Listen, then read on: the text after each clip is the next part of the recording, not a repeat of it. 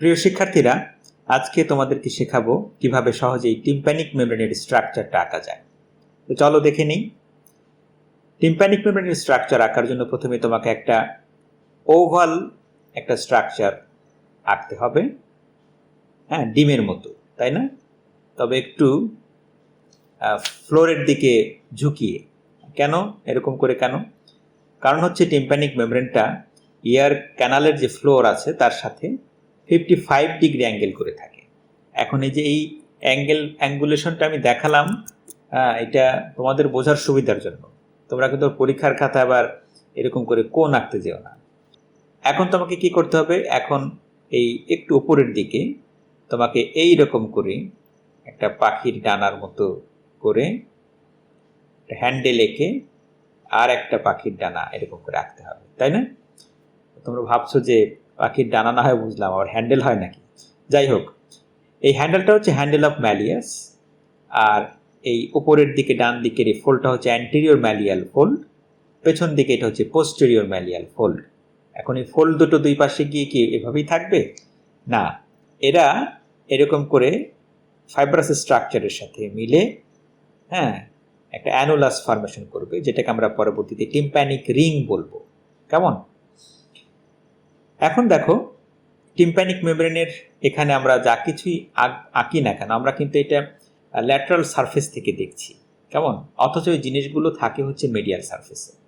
আবার আরও কিছু স্ট্রাকচার আঁকবো যেগুলো হচ্ছে মিডিয়াল সারফেসের মধ্যে থাকে না, কিন্তু অন্যান্য ওয়ালে থাকে বা অন্যান্য সারফেসে থাকে, কিন্তু সেগুলোর শ্যাডো আমরা এই ল্যাটারাল সারফেস থেকে দেখতে পাই। সেরকম স্ট্রাকচারগুলো আমরা আঁকবো। আর একটা কথা বলে নিই, মিডিয়াল সারফেসে এই হ্যান্ডেল অফ দ্য ম্যালিয়াস এটা অ্যাটাচ থাকে, তো এটা এই টিম্প্যানিক মেমব্রেনটাকে টান টান করে রাখে। কেমন? এই জন্য ল্যাটারাল সারফেস থেকে মনে হয় যে টিম্প্যানিক মেমব্রেনের কিছু অংশ মানে কনকেভ, বা টিম্প্যানিক মেমব্রেনটার কনকেভিটি ভেতরের দিকে, ইনওয়ার্ড ডিরেকশনে, কারণ এই ম্যালিয়াসের হ্যান্ডেলটা ওটাকে রিট্র্যাক্ট করে রাখে। এই রিট্র্যাকশনের যে সর্বোচ্চ পয়েন্ট, এটা হচ্ছে এই হ্যান্ডেল অফ দ্য ম্যালিয়াস তার নিচের দিকে, কেমন? অথবা কনকেভিটির যে মোস্ট ডিপেন্ডেন্ট পার্ট সেটা হচ্ছে নিচের দিকে, এটাকে বলা হয় আম্বু।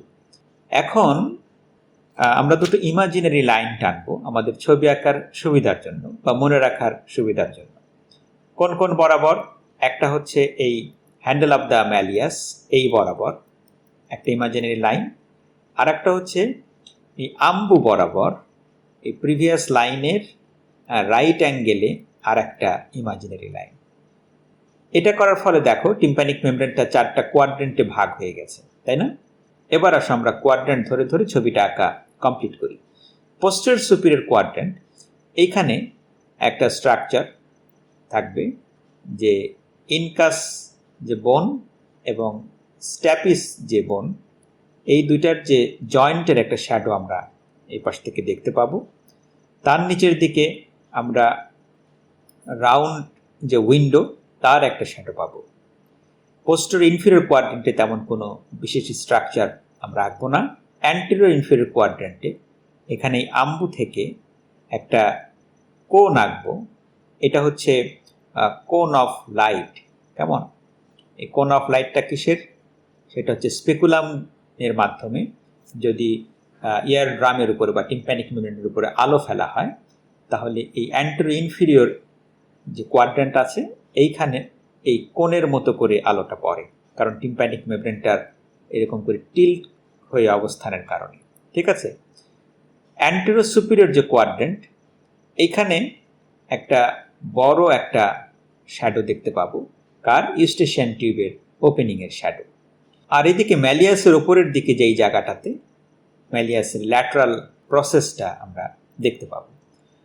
এখন চলো আমরা লেভেল করে ফেলি, কোনটার কি নাম সেটা দেখে ফেলি। এই স্ট্রাকচারটা, এটার নাম কি? এটা তোমরা সহজেই বলতে পারবে, হ্যান্ডেল অফ দ্য ম্যালিয়াস। তার নিচের স্ট্রাকচারটা, এটার কি নাম? এটা হচ্ছে shadow of the Eustachian tube. তার নিচে এই জায়গাটার কি নাম? এটা হচ্ছে আম্বু। এরপরের নিচে এই জায়গাটা, এটার কি নাম? এটা হচ্ছে কোন অফ লাইট।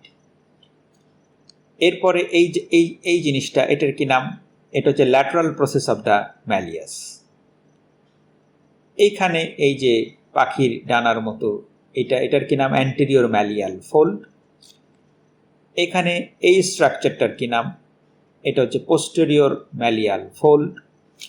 এখন এই অ্যান্টেরিয়র ম্যালিয়াল ফোল্ড আর এই পোস্টেরিয়র ম্যালিয়াল ফোল্ড এই দুটোর মাঝখানের যে জায়গাটা, এই জায়গাটাতে টিম্প্যানিক মেমব্রেনের যে 3টা লেয়ার থাকে তার ফাইব্রাস লেয়ারটা অ্যাবসেন্ট থাকে, এই জন্য এই জায়গাটা একটু ল্যাক্স থাকে। এই কারণে এই জায়গাটাকে বলা হয় হচ্ছে পার্স ফ্ল্যাসিডা।